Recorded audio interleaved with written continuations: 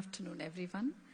It's an honor to be on the stage with a great personality, மாண்புமிகு வேந்தர் ஐயா அவர்கள்.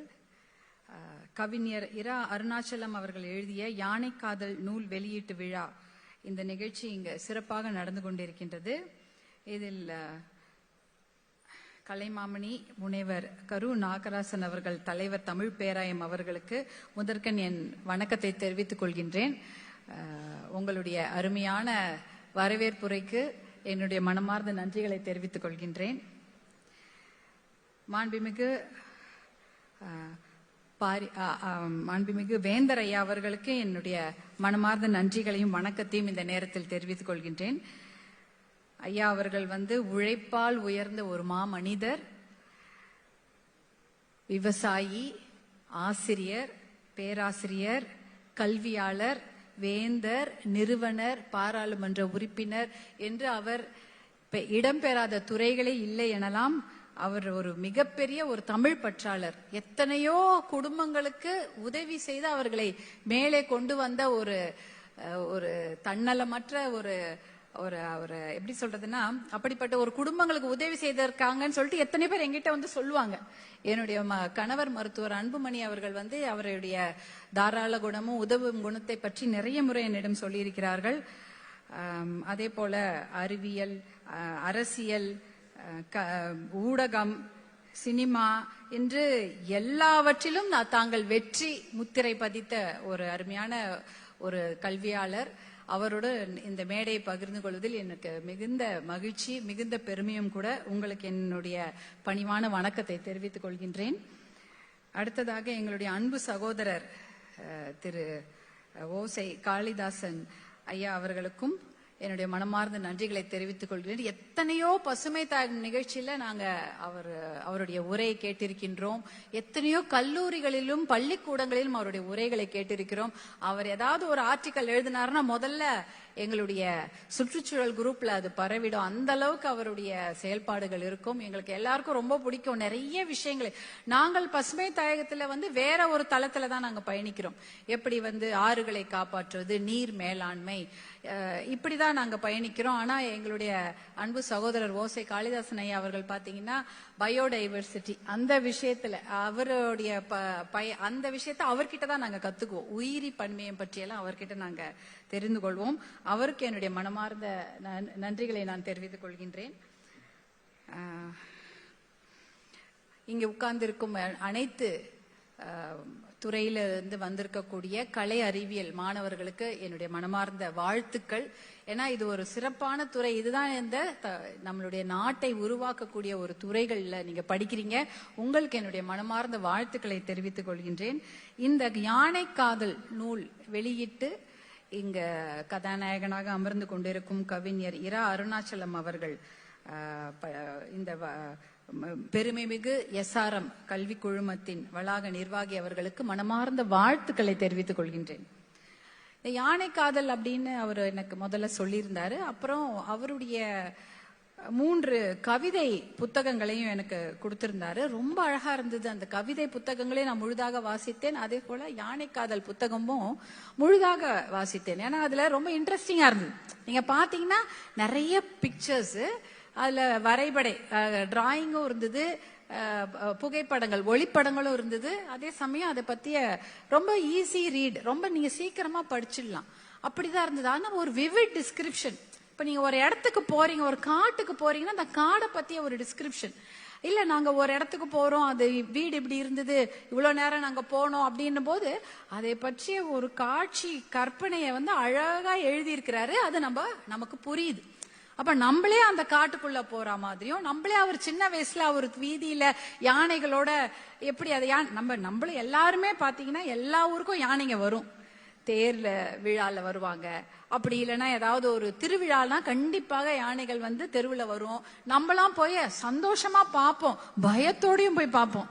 ஐயோ யானை வந்துருச்சுன்னா வாளால் அடிச்சிட போகுது, இல்ல தும்பிக்கையால் அடிச்சிட போகுதுன்னு பயத்தோட கொஞ்சம் தள்ளிதான் நின்று பார்ப்போம். ரொம்ப பிடிக்கும் எல்லாருக்கும் பாக்குறதுக்கு. அந்த சத்தம் கேட்டாலே உடனே வீட்டுல இருந்து எல்லாம் வெளியில வந்துருவாங்க. அடடா தெருவுல யானை வருது, இன்னைக்கு திருவிழாவாச்சே, அப்ப இன்னைக்கு கண்டிப்பாக கோவில்ல இருந்து யானைகள் வரும், நம்ம போய் பார்க்கணும் அப்படின்னு வருவாங்க. இந்த விஷயங்கள் எல்லாம் அந்த புக்ல அவர் பதிவு பண்ணியிருக்காரு, நம்மளுடைய சின்ன வயசு விஷயங்கள்ல. அப்போ வந்து அவருடைய தெரு வீதியில நம்மளே நடக்கிற மாதிரியே இருந்தது, அந்த அளவுக்கு நீங்க பதிவு பண்ணியிருந்தீங்க. அதே சமயம் பாத்தீங்கன்னா இன்னொரு விஷயம் பாத்தீங்கன்னா, இந்த காடுகள்ல அவர்கள் அந்த கணவன் மனைவி அவங்ககிட்ட நீங்க பேசும்போது அவர்களுடைய உரையாடல்களை அப்படியே பதிவு செய்திருந்தீர்கள். இதை நான் எப்படி பாக்குறேன்னா, நாங்க வந்து பசுமை தாயகம் மட்டுமாக நான் பார்க்கவில்லை, இது வந்து ஒரு வாய்ஸ் இல்லாதவங்களுக்கு ஒரு குரலாக, குரல் இல்லாதவர்களின் குரலாக தான் இதை நம்ம பார்க்கணும். This is a voice for the voiceless. ஏன்னா அந்த காட்டுல அப்படி இருக்கக்கூடிய பழங்குடியினருடைய வாழ்க்கை முறை அதுல நீங்க பதிவு பண்றீங்க. அவங்களுக்கு வீடு இல்ல, அவர்களுக்கு படிப்பதற்கு பேசிக் ஒரு இன்ஃப்ராஸ்ட்ரக்சரோ இல்ல அடிப்படை வசதிகள் இல்லை என்ற விஷயத்தை நீங்க அதுல பதிவு பண்றீங்க. அவங்க பாத்தீங்கன்னா ரிப்பீட்டடா ஒண்ணுத்தை தான் சொல்றாங்க. யானைகளை பற்றி அவர்கள் சொல்லும் பொழுது, யானை இப்படி வரும் போகும், அதுக்கு நாங்க சாப்பாடு கொடுக்கோம்னு சொல்லும்போது அவங்களோட குழந்தைங்களை பத்தியும் தான் சொல்றாங்க.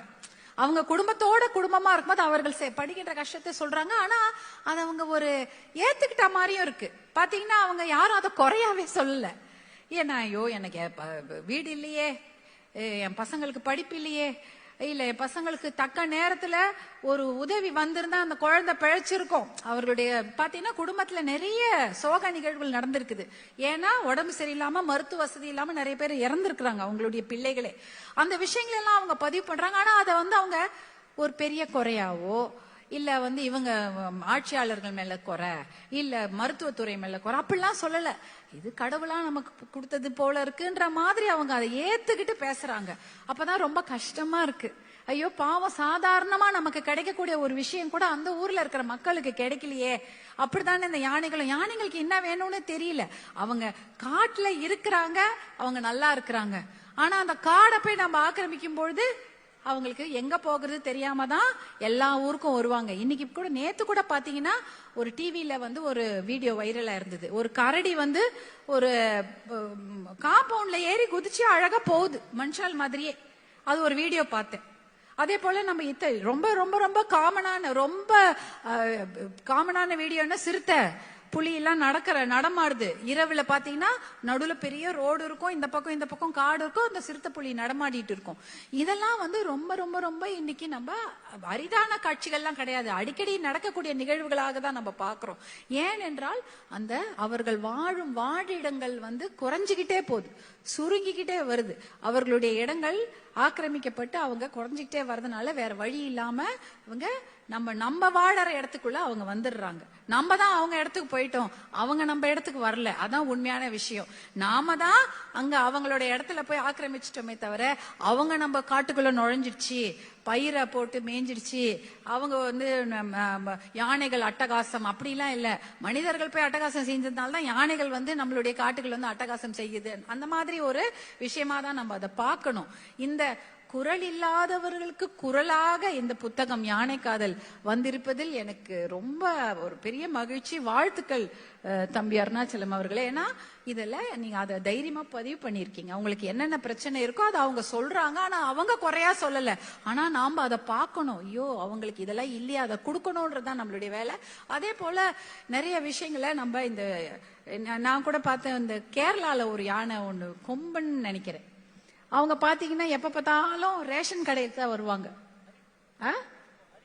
அரிக்கொம்பன் ரேஷன் கடையில தான் வருமா. திடீர்னு பார்த்தா தமிழ்நாட்டு பார்டர்ல இருக்கும், திடீர்னு பார்த்தா வேற ஏதாவது ஒரு ஊர்ல எல்லையில இருக்கும். கண்டே பிடிக்க முடியாது. ரேஷன் கடைக்கு வந்து அரிசி சாப்பிட்டுட்டு அந்த அரிக்கொம்பன் வந்து வெளியூர் வேற ஊருக்கு போயிடுது. அந்த அளவுக்கு அது ரொம்ப இன்டெலிஜென்ட், அவ்வளோ புத்திசாலி அந்த யானைகள். அந்த யானைகள் தான் காடுகளை உருவாக்குகின்றன என்ற அந்த விஷயத்த ரொம்ப அழகா நம்மளுடைய சகோதரர் அவர்கள் காளிதாசன் ஐயா அவர்கள் சொன்னாங்க. அவங்க தான் வழித்தடத்தை அமைக்கிறாங்க. அவங்க நினைச்சா ஒரு 10 மரத்தை வெட்டி போட்டுட்டாங்கன்னா, அவங்க தும்பிக்கையால தள்ளி அந்த மரத்தை வெட்டிட்டாங்கன்னா அந்த ஓடை பாதியிலே நின்னுடும்.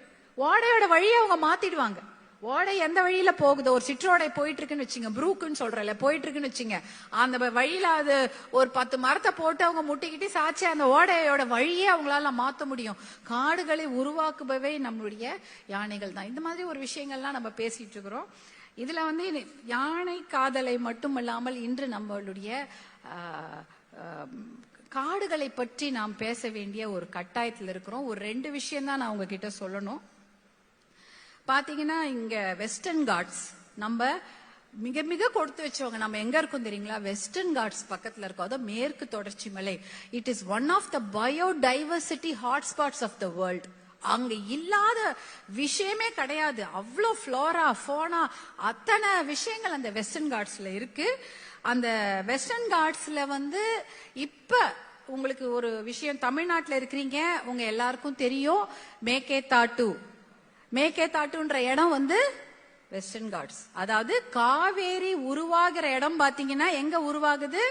குடகு மலை.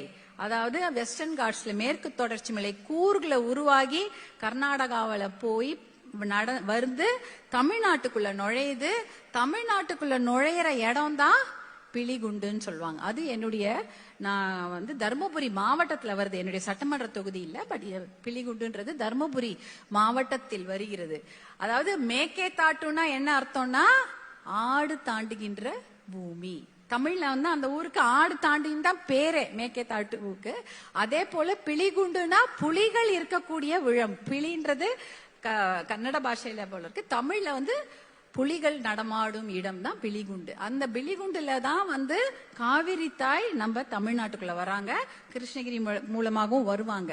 அப்போ உள்ள அங்க நுழைஞ்சு ஒகேனக்கல் நீர்வீழ்ச்சி நிறைய பேர் போயிருப்பீங்க. ஒகேனக்கல் ஃபால்ஸ்ல அந்த காவிரி வந்து கொட்டி அதுக்கப்புறம் வந்து சேலம், அப்புறம் பெண்ணாகரம், அந்த பெண்ணாகரம், தர்மபுரி, சேலம், மேட்டூர் டேமை ஃபில் பண்ணுவாங்க. அந்த காவிரி தாய் தண்ணியாக மேட்டூர் டேம் போயிட்டு அதுக்கப்புறம் ஈரோடு, கரூர், நாமக்கல், அதுக்கப்புறம் வந்து திருச்சி, கல்லணை, இதுக்கெல்லாம் போயிட்டு அதுக்கப்புறம் கடைசியா தான் வந்து பூம்புகார்ல தான் அவங்க முடிஞ்சு கடலுக்கு போறாங்க. இதுதான் ரூட் மேப்.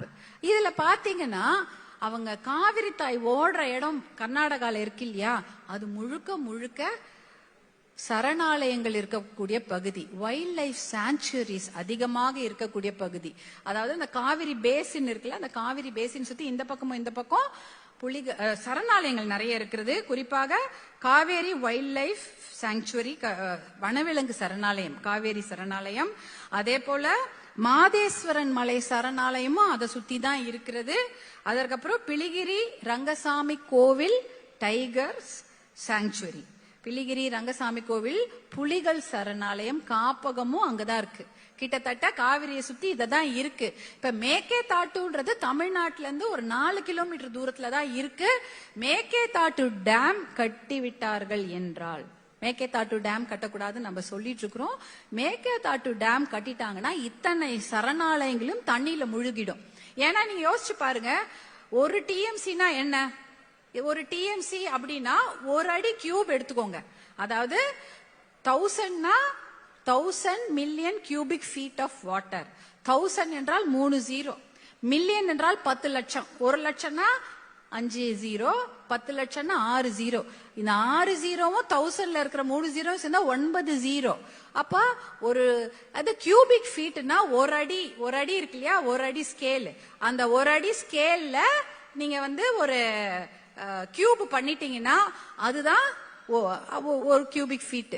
நம்ம சொல்றது கிட்டத்தட்ட ஒரு டிஎம்சினா கிட்டத்தட்ட இந்த 1 பக்கத்துல 9 0 போட்டுக்கணும், அத்தனை தண்ணி.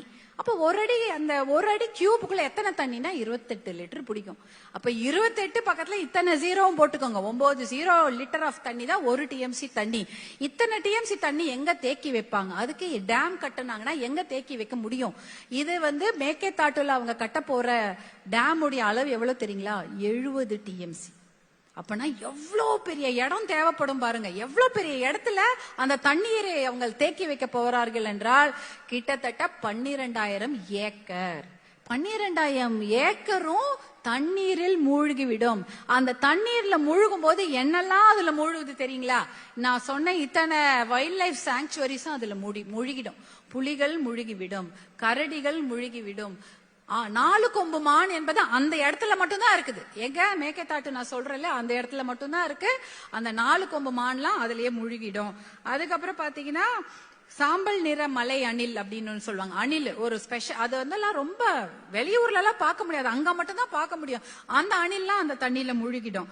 அப்புறம் வந்து இந்த நீர் நாய் சொல்றாங்க இல்லையா, ஸ்மூத் கோட்டட் ஆட்டர்ஸ், நீர் நாய்கள் தண்ணியில முழுகிடும். அப்புறம் ஒரு நீர் மருது மரங்கள் அந்த பகுதியில மட்டும்தான் அது இருக்குது, அர்ஜுனா ட்ரீன்னு சொல்லுவாங்க. அந்த மரங்கள்லாம் கிட்டத்தட்ட 300 வருடம் பழமையான மரங்கள், அத்தனையும் அந்த தண்ணீர்ல முழுகிடும். அதே போல மகாசீர் அப்படின்னு ஒரு மீன் இருக்கு, உங்க எல்லாருக்கும் தெரியும். மகாசீர்ன்றது ஃப்ரெஷ் வாட்டர் ஃபிஷ், அந்த மயில் கெண்டைன்னு சொல்லுவாங்க தமிழ்ல.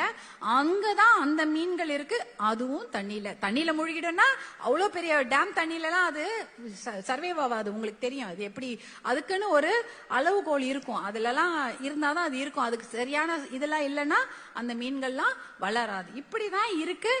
இத்தனை விஷயங்களும் தண்ணீரில் மூழ்கி விடும். அப்ப தண்ணீர்ல முழுகிடுச்சுன்னா, ஒரு காட்டையே நீங்க தண்ணீர்ல முழுகிட்டீங்கன்னா மழை வருமா? ஏற்கனவே மழை வரல, எப்படி மழை வரும்? காடுகளை அழித்து விட்டால் மழை வராது. அப்புறம் நீங்க எத்தனை டேம் கட்டினாலும் தண்ணி இருக்காது. அதுதான் உண்மையான விஷயம். ஏற்கனவே கர்நாடகால 4 டேம் இருக்கு. கேஎஸ் அதாவது கிருஷ்ணராஜசாகர் டேம், கபினி, ஹாரங்கி, ஹேமாவதி 4 டேம் இருக்கு. அதுல 115 டிஎம்சி தண்ணீரை அவர்கள் சேமித்து வைக்க முடியும்.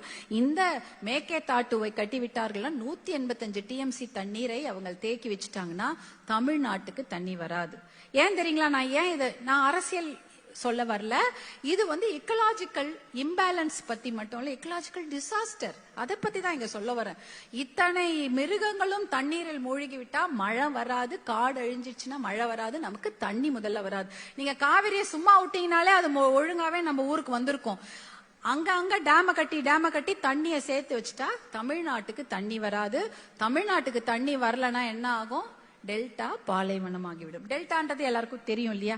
டெல்டா பகுதியில் என்ன விளையுது? நமக்கு நெல் விளைகிறது, நமக்கு அங்கதான் உணவு உற்பத்தி ஆகி வருகிறது. அப்ப அரிசியும் பருப்போ காய்கறிகளோ இல்லை என்றால் நாம எப்படி சாப்பிடுறது? டெல்டா பாலைவனமாகிவிடும். அது ஒரு விஷயம், விவசாயத்துக்கு தண்ணி கிடைக்காது. அடுத்த விஷயம், நமக்கு குடிக்கிறதுக்கே தண்ணி கிடைக்காது. குடிக்கிறதுக்கு தண்ணி கிடையாது. ஏனென்றால் காவிரியை நம்பிதான் நிறைய வாட்டர் சிஸ்டம்ஸ் நம்ம பண்ணி வச்சிருக்கோம். காவிரி உபர்நீர் திட்டம், காவிரி தர்மபுரி ஒக்கநேக்கல் கூட்டு குடிநீர் திட்டம். சென்னைக்கு எங்க இருந்து தண்ணி வருதுன்னு நினைக்கிறீங்க? சென்னைக்கு நம்ம எல்லாம் தண்ணி குடிக்கிறோம்ல, எந்த தண்ணி வருது? வீராணத்துல இருந்து தண்ணி வருது. வீராணத்துக்கு எந்த தண்ணி வருது? காவிரி தண்ணி தான் வருது. இப்ப காவிரியில அங்க டேம கட்டி தண்ணியை நிறுத்திட்டாங்கன்னா சென்னைக்கும் தண்ணி வராது. அதே சமயம் காவிரி குண்டார் இணைப்பு திட்டம்னு ஒண்ணு இருக்கு, அது நினைச்சிட்டு இருக்கிறோம். சவுத், அதாவது தென் தமிழ்நாட்டுக்கெல்லாம் காவிரி ஏன் வரப்போகுது? அது எங்கேயும் இங்க இருக்குது, இந்த ஓரத்துல நம்ம இருக்கிறோம். அப்படி இல்ல, காவிரி குண்டாறு இணைப்பு திட்டத்திலயும் காவிரி தண்ணி தான் அங்க போகுது பாதி ஊருக்கு. இப்படி காவிரி இல்லை என்றால் 28 மாவட்டங்கள் அவுட் ஆஃப் நம்ம ஊர்ல இருக்கிற மாவட்டங்களை 28 டிஸ்ட்ரிக்ட்ஸ்ல தண்ணி வராம போயிடும். ரொம்ப கஷ்டம். எல்லாம், அதாவது மயிலாடுதுறை, தஞ்சாவூர், நாகப்பட்டினம், திருவாரூர், கடலூர், திருச்சி, எல்லா ஊர்லயுமே தண்ணி வராது, சென்னை உட்பட. குடிக்கிறதுக்கு கூட தண்ணி இருக்காது. அதனாலதான் இந்த மேக்கேதாட்டு ப்ராஜெக்ட் எக்கலாஜிக்கல் டிசாஸ்டர் மட்டும் இல்ல, நமக்கு தமிழ்நாட்டையே பாலைவனமாக்கும் ஒரு திட்டம். இதை தான் நம்ம கடுமையாக எதிர்க்க வேண்டும். இது ஏன் உங்ககிட்ட சொல்றேன்னா, நீங்க எல்லாம் குழந்தைங்க கிடையாது, பெரிய பசங்க.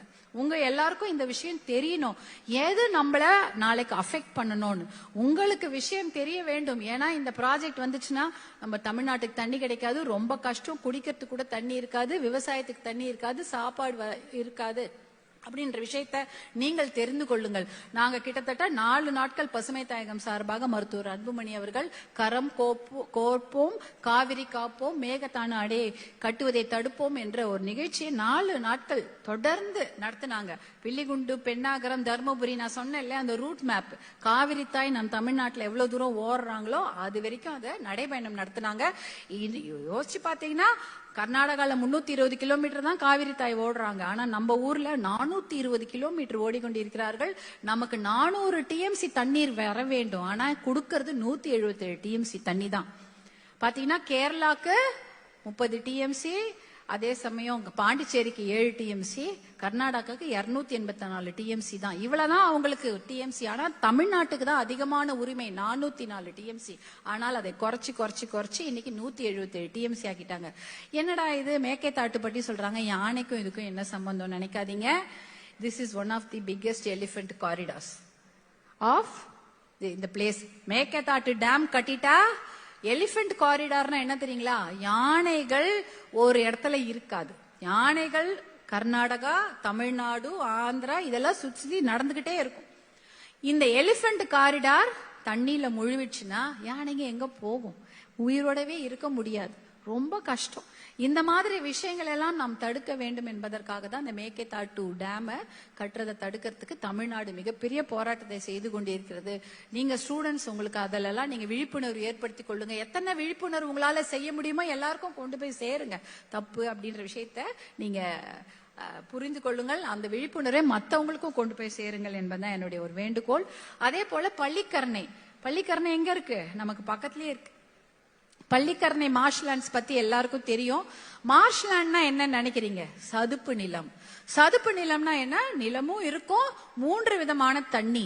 ஃப்ரெஷ் வாட்டர், நல்ல தண்ணி இருக்கும், அதாவது கிரவுண்ட் வாட்டர், அதாவது நிலத்தடி நீரும் இருக்கும். ஸ்டார்ம் வாட்டர், மழையில போய் அதிகப்படியான நீர் எங்க போகும்? இந்த மாதிரி மார்ஷ்லாண்டுக்கு தான் போகும். இந்த மாதிரி சதுப்பு நிலங்களுக்கு போகும். அடுத்தது சலைன் வாட்டர், கொஞ்சம் உப்பு கலந்த நீர். இந்த 3 நீரும் இருந்தால்தான் அது மார்ஷ்லாண்ட், சதுப்பு நிலம். இது ஒரு ஊருக்கும் தேவை. இப்படிப்பட்ட ஒரு மார்ஷ்லாண்ட், பள்ளிக்கரணை, சதுப்பு நிலம் மாதிரி எந்த நாட்டிலயுமே கிடையாது. அதாவது சிட்டில கிடையாது, சென்னையில இருக்கு. நீங்க எந்த ஊர்லயும் இருக்கலாம் மார்ஷ்லாண்ட். ஆனா சிட்டில இருக்கக்கூடிய ஒரே மார்ஷ்லாண்ட் எதுன்னு பாத்தீங்கன்னா சென்னையில இருக்கக்கூடிய பள்ளிக்கரணை மார்ஷ்லாண்ட். அதுதான் மிகப்பெரிய விஷயம். அதுலயும் பாத்தீங்கன்னா கிட்டத்தட்ட 360 flora and fauna, 165 birds, species of birds, 165. நீங்க இங்க தாம்பரம் பக்கத்துல இந்த போலீஸ் தலைமையக எதிர்க்க தண்ணி பாத்திருப்பீங்க. அதுல பிளமிங்கோ எல்லாம் பாத்திருக்கீங்களா?